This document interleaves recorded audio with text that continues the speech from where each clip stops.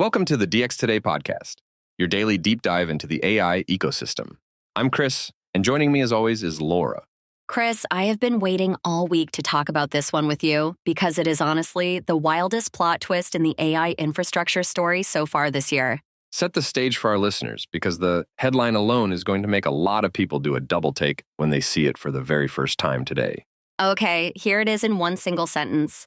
Anthropic, the company behind Claude, is now paying SpaceX $1.25 billion every single month for raw AI compute capacity. I want to make absolutely sure people heard that number correctly because that is $1.25 billion per month, not per year, flowing from Anthropic directly into SpaceX. That is exactly right, and it works out to roughly $15 billion per year, with the contract running all the way through May of 2029, totaling around $45 billion. $45 billion is a number that, until very recently, would have been the entire valuation of a top-tier AI lab. And now it is just one customer's annual compute bill. And here's the part that I keep coming back to, because the irony of this whole arrangement is almost too perfect. The data center Anthropic just rented is the one Elon Musk built to beat them. Let's slow down for a moment and talk about how we even learned about this, because this particular disclosure came out in a pretty unusual way for a private compute agreement like this. This bombshell dropped inside SpaceX's S1 filing, the prospectus the company is sharing with regulators ahead of what could become the largest initial public offering in history, targeting between $1.5 and $2 trillion.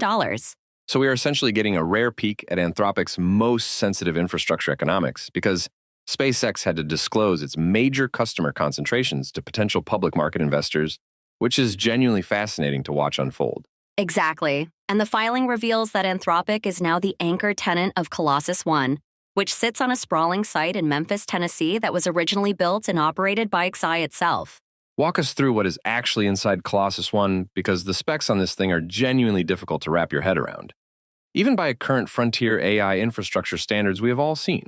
We are talking about more than 220,000 NVIDIA GPUs, a mix of H100, H200, and the newer GB200 Blackwell chips, all networked together to act as a single training and inference cluster. And that translates to about 300 megawatts of total compute capacity, which is roughly enough power to run a small city just to keep Claude's weights warm, and its inference requests humming along. When XI first stood up Colossus back in 2024, they did it in 122 days, which broke every previous record for building a frontier-scale training cluster from scratch. That speed run was a huge part of Musk's public pitch that xAI could catch and surpass OpenAI and Anthropic on raw compute alone, almost as a brute force structural advantage in the race. And now, less than 2 years later, Anthropic has the keys, Musk is technically the landlord, and Claude gets to inhale every last watt of the cluster that was originally supposed to crush it. I want to understand the business logic here because Musk and Anthropic are not exactly natural allies given the years of public sniping over safety, alignment, and ideology that has played out between them. The short answer is that compute is the new oil, and SpaceX has somehow ended up with one of the biggest, most underutilized barrels in the Western Hemisphere, and Anthropic desperately needs barrels right now. Help me understand why it was underutilized. Because the assumption was always that xAI itself would be running Grok training on every single one of these chips around the clock without any breaks. A few things changed. Memphis power constraints capped the broader XI campus at around 11% of its planned capacity, and xAI's own training cadence apparently does not consume the entire fleet at this moment. So SpaceX, which actually owns the underlying hardware and the lease on the building, suddenly had a giant idle asset on its books and a looming IPO that desperately needed real sticky revenue lines. Right, and Anthropic was sitting on the other side of the table with a compute crunch of nearly biblical proportions, because their revenue grew 80-fold year over year in a single recent quarter. Let's actually hit that number directly, because it is one of those statistics that almost does not look real on the page when you say it out loud in a normal business conversation. Anthropic projected $10.9 billion in revenue for Q2 of 2026, up from $4.8 billion in Q1, which is roughly 130% quarter-over-quarter top-line growth. And that is on top of the $30 billion funding round they just closed at a $900 billion valuation, co-led by Sequoia, Dragoneer, Green Oaks, and Altimeter, all in this week. So you have an extremely cash-rich AI lab whose biggest constraint is no longer money or talent.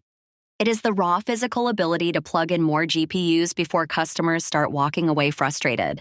That framing actually clarifies why a 90-day termination clause makes sense for both sides, because neither party wants to be permanently locked into a $45 billion bet that could age out badly. Yes, and that 90-day window is genuinely the most underappreciated detail in the entire filing, because it really changes how we should read this as a strategic commitment from each side of the deal. For SpaceX, it means the $15 billion annual revenue stream is technically renewable, not guaranteed, which is going to be a fascinating risk factor for IPO underwriters to disclose to public market investors.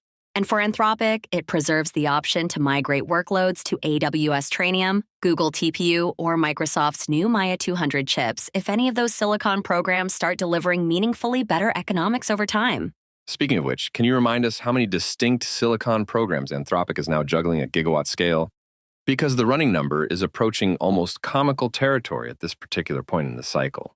As of this week, Anthropic is the only frontier lab simultaneously running gigawatt-scale capacity across NVIDIA, AWS Trainium, Google TPU, and they may be about to add Microsoft Maya 200 as the fourth. That is a remarkable hedge against any single supplier deciding to prioritize a competitor or quietly raise prices, which is exactly what every CFO in the industry has been openly warning about for years now. And it tells you something much deeper about the moment we are in. The frontier AI labs are no longer customers of cloud providers. They are essentially operating their own sovereign compute strategies at scale. I want to come back to Musk for a moment, because his public reaction was actually one of the more surprising parts of this whole story when it landed on his X account this week. He posted that he had spent the last week with senior members of the Anthropic team, called them highly competent, and said, quote, "No one set off my evil detector," end quote, which raised eyebrows. That is a remarkable shift in tone from a person who has spent years publicly calling Anthropic and OpenAI existentially dangerous and unaccountable, depending on which day of the week you happen to ask him. He even added, quote, "So long as they engage in critical self-examination, Claude will probably be good," end quote, which is about as warm an endorsement as Musk publicly hands out these days. My read on that is partly genuine and partly very pragmatic, because Anthropic's monthly payment is now larger than SpaceX's entire AI segment quarterly revenue from the previous fiscal year that they reported. Exactly right. And there is also a reported conversation about Anthropic eventually placing certain inference workloads on SpaceX-operated orbital data centers, which is the genuinely surreal next frontier in this entire partnership. Orbital data centers feels like a sentence from a science fiction novel. But if anyone is going to make it real in this decade, it would probably be SpaceX and a hyperscale AI customer like this. The pitch is straightforward. Solar irradiance is constant in orbit. Cooling is essentially free via radiators and vacuum, and you completely bypass terrestrial grid constraints like the ones currently throttling Memphis itself right now. Let's zoom out for a moment and talk about what this means for the competitive landscape. Because this single deal kind of redraws the strategic lines between every major AI player all at once. OpenAI now sees its largest direct rival sitting on a guaranteed supply of frontier compute, partially financed by SpaceX's IPO machine, which has to be a real strategic headache for Sam Altman to deal with this week. Meanwhile, NVIDIA gets the best of both worlds because every one of those 220,000 GPUs is theirs. And the contract effectively guarantees a steady, multi-year refresh cycle through 2029. Google and AWS have to read this as a yellow flag because their own TPU and Trainium roadmaps were partly betting on Anthropic exclusivity that no longer really exists in any meaningful commercial sense. And XAI itself becomes a really fascinating question mark because if Grok's own training does not need Colossus 1 anymore, what exactly does the rest of the XAI compute roadmap actually look like now? My honest guess is that XAI is consolidating training onto Colossus 2, which is reportedly an even larger cluster being stood up in a separate Mississippi site with newer Blackwell silicon throughout the whole fleet. So the play would be monetize the old fleet with Anthropic dollars, while the new fleet gets reserved exclusively for Grok 4, Grok 5, and whatever agentic systems XAI happens to be cooking up next.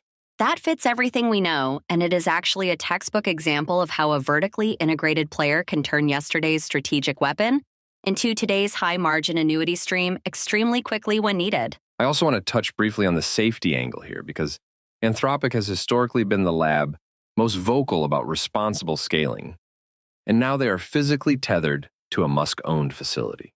That tension is real, and I think it explains why Anthropic insisted on that 90-day exit clause more than almost any other single provision in the entire compute agreement between the two companies. It also means Anthropic now has to articulate its responsible scaling policy in a world where the building literally housing its weights is owned by someone with very different views on AI risk overall.